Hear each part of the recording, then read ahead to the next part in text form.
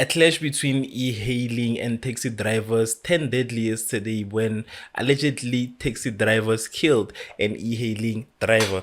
And the footage that we've seen yesterday was of a footage whereby two e-hailing vehicles were bent down. And that got me thinking that, the reason taxi drivers are just like simply doing whatever they want right now is simply because they know that we as a country depend on them. They are like the most used mode of transport in South Africa. For a lot of South Africans, we depend a lot on taxis to travel, we depend a lot on taxis to go to work, and we basically depend on taxis for all our transportation needs. So I feel like them knowing that we as South Africans are a lot dependent on them kind of gives them an idea that they can simply just do whatever they want. Now the whole rivalry between taxi drivers and e-hailing drivers has been going on for some time, and saying a rivalry, it's kind of like, I'm not doing justice to this statement, because e-hailing drivers are simply the victims in all of this. The only people who are fighting are the taxi drivers. So for a very long time, we have been forced not to ride e-hailing. Taxis they even dictate where we get off. They dictate where we can ride e-hailing vehicles. They are zones that are specifically designated for taxi drivers and e-hailing drivers know that if ever I am found in this particular area, then the possibility of taxi drivers taking away my car, the possibility of taxi drivers vandalizing my car are very high.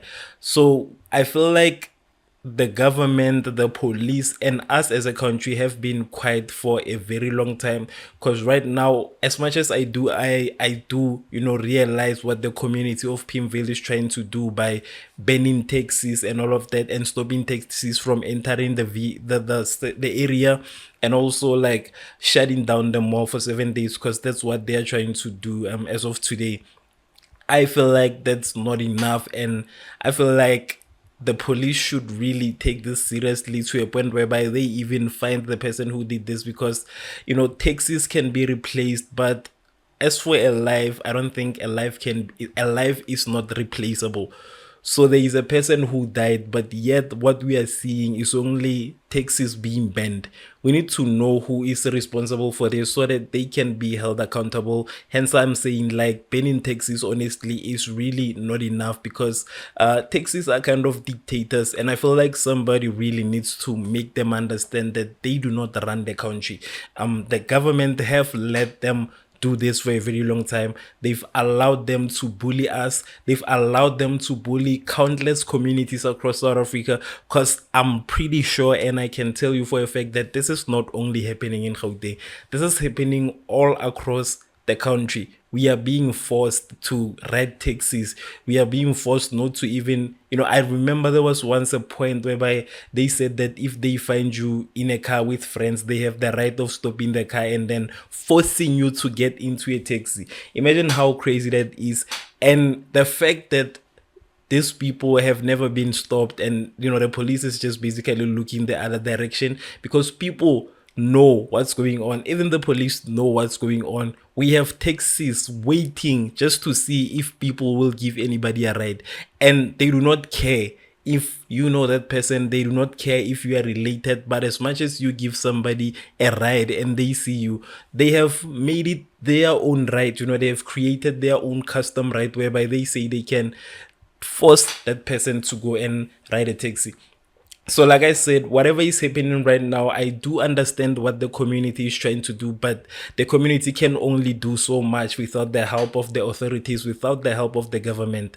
The reason the taxi drivers are doing this is because they know the power that they have over us. They know how we depend on them, and they use our dependency as like an enabling factor to continue being territorial, to continue bullying us, and to continue being hostile. So I feel like this should be a moment whereby we say we do understand that we need taxis, but we do not need to be bullied. We do not need to be forced to do anything, because we choose e-hailing because of convenience at the end of the day. The reason I decide that, I rather use e-hailing is because I don't want to go through the whole process of having to walks, a few kilometers away from where I stay. I don't want to go through that whole thing. I don't want to go through the situation of waiting in a taxi for 6 hours, just so that I can go to wherever I want to go. I rather just pay an extra fee and just reach there in time, because time is really important to a lot of South Africans. So they need to understand that this is our choice, and them forcing us not to exercise our right, our freedom, it's really a crime. And it has been enabled for a very long time, to a point that even now taxis do not see this as a bad thing. They do not understand what they are doing wrong, so they believe that they can simply do whatever they want to do. So like I said, I feel like as much as the community is doing all of this, they can do so much. And they can just do things to an extent. At the end of the day, we still need our leaders to be part of the conversation. We need them to be part of this and to see how they can better solve this situation, because like I said, taxis know that we need them, so they are trying to use that as a way to control us, as a way to bully us, because they know that at the end of the day, what are you gonna do about it if we decide to strike? You guys will be stranded, you won't be able to go to work. So they are playing that game with the people's lives. So for a very long time, we've watched taxi drivers being rude to customers. We've watched them, talking the way that they talk to us, to a point that I don't understand why they are forcing us to do this, because they are rude at the end of the day.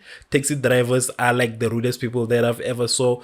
They get angry at you. Sometimes they can even, you might tell a taxi driver that I want to get off on the next stop. Then they will just tell you that it's not possible. I will only stop there and there. You understand? So they are bullying us. And when we decide that we are choosing another option, they are now forcing us to stay in the same toxic environment, because this is basically what this is. They are forcing us to stay in a toxic relationship. In short, they are forcing us to, keep experiencing the abuse, to keep listening to people talking to us the way that they do. So this needs the government's intervenence. The government needs to intervene. If you have a problem with my English, it's not my mother tongue, I'm sorry. But that's basically the situation right now. The community is trying to close Maponya Mall, because obviously, like I said, it can't be business as usual. When a person has lost their lives, it cannot be business as usual. They are stopping taxis from entering the area. So that's also, something that I feel like it's a positive thing. According to me, it's something that should be done. It needs to be done. It cannot be business as usual while a person's life is lost. So I'm just hoping we could hear more on what the government is planning to do about this situation. I don't understand why the government is afraid of taxis. They allow them to do whatever they want. They allow them to bully people. And I think this is the time whereby they should really show us if whether we have leadership or not, because it really doesn't seem so right now for the past I don't know how long. This is too far. I feel like taxis have taken this too far. Bullying people, forcing them to do whatever, that's understandable, but this is too far. And by understandable, I'm not saying it's allowed. I'm saying that, we can say we understand that, but apart from that, this is totally not allowed. This is totally wrong. So that's what's going on. Let me know what are your thoughts in the comment section. Till next time, peace.